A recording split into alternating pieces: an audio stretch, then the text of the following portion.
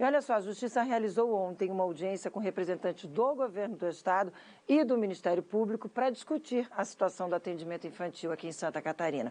Paulo Miller está chegando e traz para a gente detalhes sobre o que ficou definido nessa audiência. Paulo Miller, muito bom dia, bem-vindo de volta a Florianópolis. Conta para a gente o que você sabe sobre o resultado dessa audiência. Obrigado, Márcia. Bom dia para você, para quem está em casa com a gente cedinho, viu?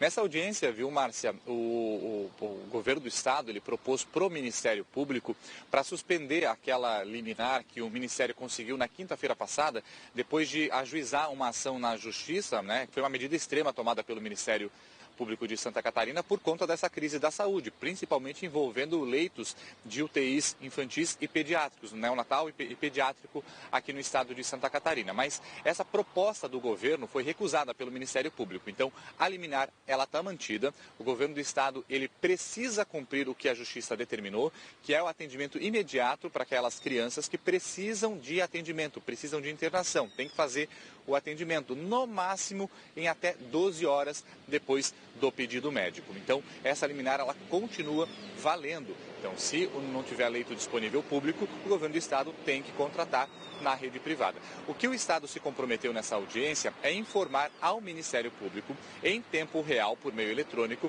a lista dos pacientes que estão aguardando leitos de UTIs em Santa Catarina, pediátricos, infantis e também de enfermaria, mas não números. O Ministério Público quer saber nomes, quais são as pessoas que precisam desses leitos. Então, o governo do estado se comprometeu a prestar esse tipo de informação. E em até 7 dias, o sistema do estado deve estar funcionando também, oferecendo os dados para o Ministério Público do número de leitos disponíveis, tanto na rede pública quanto privada em Santa Catarina, por hospitais e por regiões. Então, isso que ficou definido nessa reunião. A liminar está mantida e o governo do estado se comprometeu a prestar essas informações para o Ministério Público. Só relembrando, né, só reforçando mais uma vez, que tudo isso é resultado dessa liminar que a Justiça concedeu ao Ministério Público na quinta-feira da semana passada e que está tendo esses desdobramentos daqui em diante, Márcia. Qual é a situação nesse momento com relação a leitos de UTI? Tem gente esperando por leito?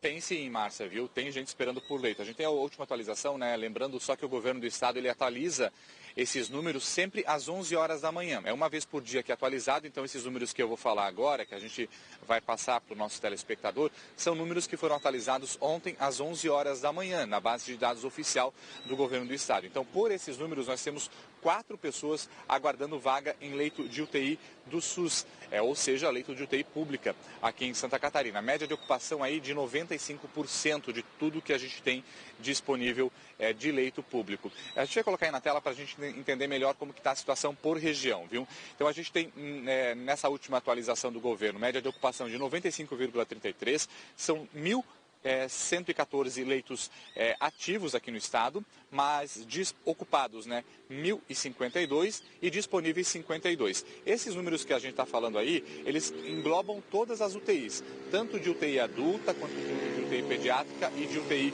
neonatal. A gente percebe que a região da Grande Florianópolis não tem qualquer tipo de leito de UTI pública disponível para atender a população. As outras regiões, a ocupação também é de mais de 90%, Grande Oeste com mais de 98%, a Foz do Rio Itajaí com mais de 96%, Vale do Itajaí na mesma situação com mais de 96%, Sul 90%, Meio Oeste e Serra 93% e Planalto Norte e Nordeste também com 93%. Se a gente desmembrar, viu, Márcia, esses números ali por leitos de UTI pediátrica e de infantil, que é a necessidade maior, né, que causou essa crise na saúde por conta, o governo até vem falando nas últimas semanas, por conta das doenças respiratórias que tem aumentado e que 50% do que chega, por exemplo, nas emergências poderia ser resolvido na rede básica, na ponta, né? Então, se a gente for desmembrar esses números ali, de UTI neonatal, a taxa de ocupação chega a 96,3%. De UTI neonatal, a gente está com 100% de ocupação. No Grande Oeste, na Foz do Rio Itajaí e aqui na Grande Florianópolis. Quando a gente fala só de UTIs pediátricas, aí a ocupação é de 93,1%, com 100% de ocupação, ou seja, não tem leito de UTI pediátrico na Grande Florianópolis, no Grande Oeste e também na região sul do estado. Márcia. Situação gravíssima que, claro, a gente continua monitorando e dividindo aqui com o telespectador. Obrigada, Paulo Miller e André Vieira, pela primeira participação de vocês no nosso SC no Ar de hoje. Daqui a pouco volto com vocês com outras informações importantes.